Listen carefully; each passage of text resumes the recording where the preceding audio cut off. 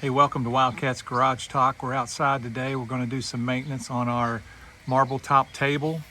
This table's been outside for a number of years. I believe it's about 8 years old now. And about every 2 to 3 years, I like to put a coat of this 511 Seal and Enhance. You can see this is made for textured marble, polished granite, quartz, slate, and it's good for anything with grout lines, etc. So it really does protect it. You can really tell here when you just wet your finger. Look at the difference here between this being what it really should look like. So now we're just going to take our towel. It's been on there for about 2 or 3 minutes and just wipe it off. Now you can really see the natural grain of the stone versus where it was just dry and faded. So there you go, folks.